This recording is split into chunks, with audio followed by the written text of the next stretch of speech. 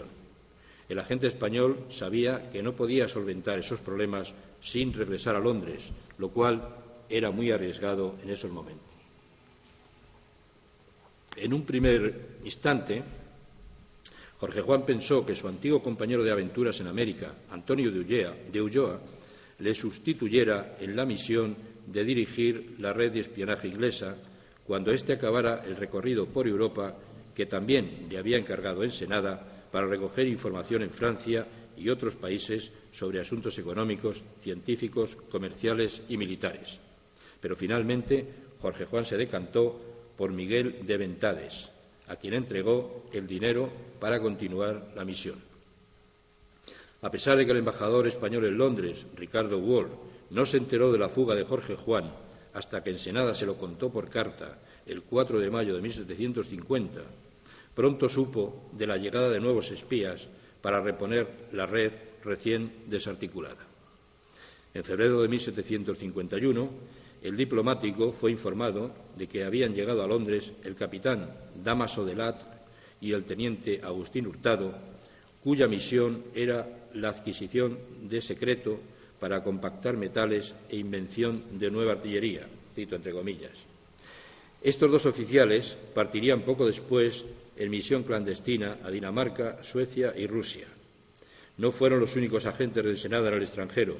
porque también hubo otros enviados a Francia, Alemania, Holanda, Italia y Prusia para informar sobre metalurgia naval y la organización de los ejércitos de esos países. Jorge Juan siguió guardando el anonimato durante su estancia en Boulogne y pidió a Ensenada que le hiciera llegar la correspondencia a nombre de otro de sus seudónimos, Monsieur Montmort, sin detallar la dirección, pues ya sabré, decía Jorge Juan, ya sabré yo buscar los correos como vengan a esta ciudad, indicaba el noveldense.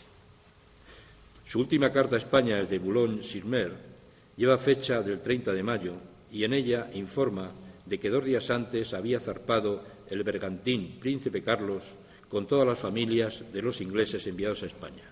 y que él saldría 2 días después hacia París con los 2 brigadieres y desde la capital francesa proseguiría su viaje a Madrid, donde llegaría el 25 de junio de 1750 tras una peligrosa aventura clandestina que había durado casi 2 años.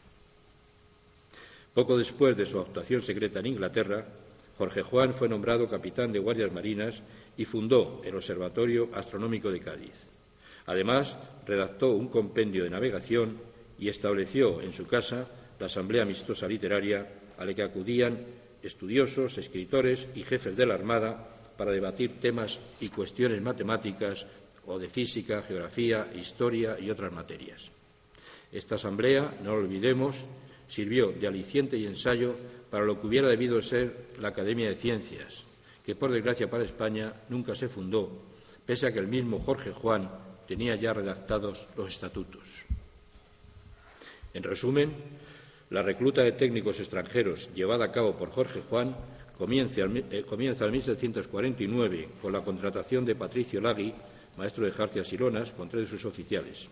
En 1750 se hizo con los servicios de otros 2 técnicos que fueron destinados a Cartagena y otros más al Ferrol y La Habana. En total, fueron unos 80 constructores, técnicos y oficiales relacionados con la industria naval los que fueron captados y trabajaron con grandes poderes y buenas pagas en los astilleros españoles.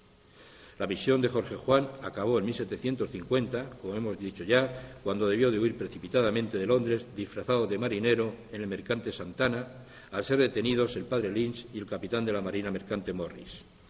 Además de esta contratación clandestina de especialistas en construcción naval, Jorge Juan envió a España gran cantidad de instrumentos, libros e informes, entre ellos un reloj Harrison para medir la longitud, los planos de una máquina para blanquear la cera y de otra para limpiar el fondo de los puertos, un planetario, un telar para lonas, maquetas a escala de navíos ingleses de construcción y material para el recién creado Colegio de Practicantes Cirujanos de Cádiz.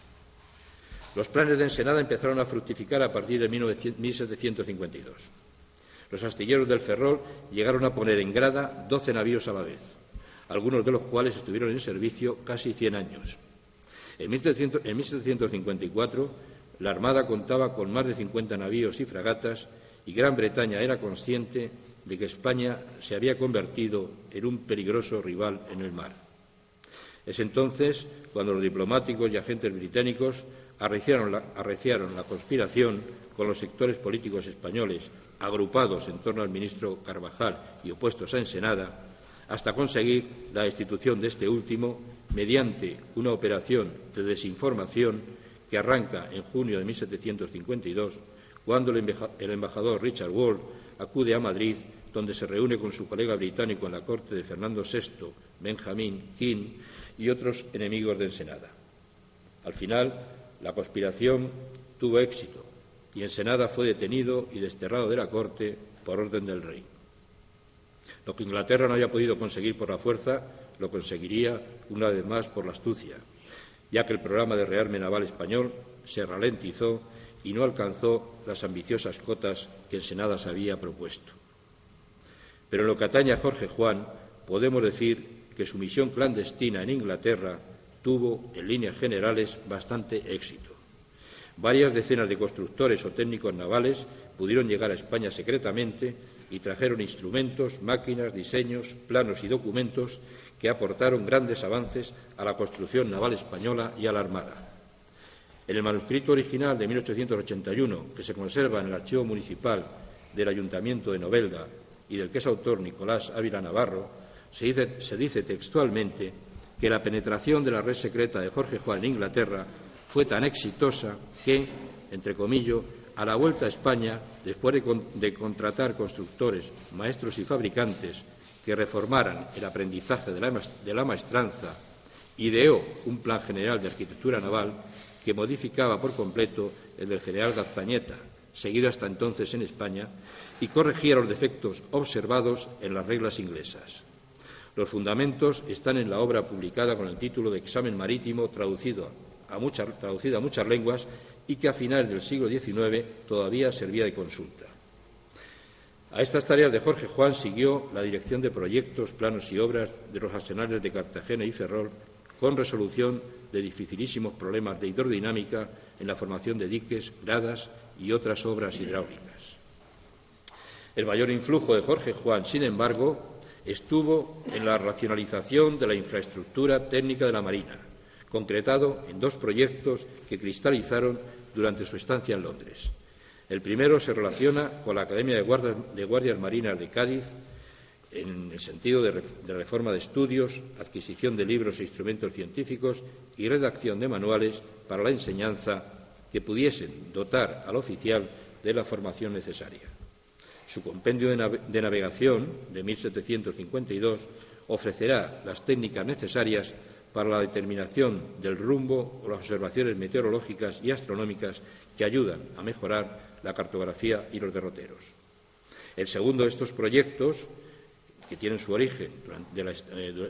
durante la estancia de Jorge Juan en Londres, el segundo de estos proyectos, como digo, de mayor repercusión política y económica, fue la elaboración del nuevo método español de construcción naval, que acaparó con exclusividad su atención hasta la aprobación real en 1754.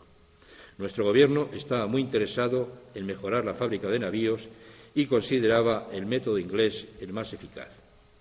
En este sentido, bastante tiempo antes de que los criterios de Jorge Juan se aceptaran durante todo el siglo XVIII, será muy discutida esta reforma. En cualquier caso, su mayor mérito fue introducir las mejoras necesarias en la administración y organización de los arsenales para transformarlos en unidades de producción masiva de buques y poder así atender a las demandas de la política naval. Una vez más, la Marina española pudo resurgir de sus cenizas gracias a la acción y el talento de hombres que, como Jorge Juan, dedicaron su vida a España, sirviéndola desde cualquier puesto al que fueron designados, sin pedir y sin rechazar, que es la principal hazaña, como dejó escrito Calderón de la Barca en sus famosos versos dedicados a la milicia. Aquí la más principal hazaña es obedecer, y el modo como ha de ser es ni pedir ni rehusar. Una lección que Jorge Juan nos dejó con su ejemplo y que hoy recordamos en esta asamblea literaria heredera de la que él fundó. Muchas gracias por su atención y buenas tardes.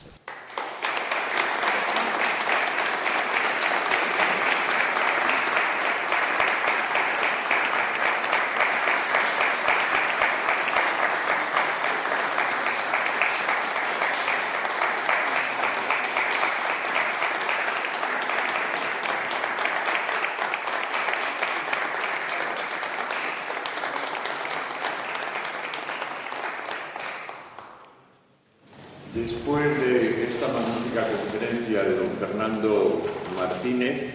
queda clausurada la reunión de la Asamblea. Muchas gracias por su asistencia a todos.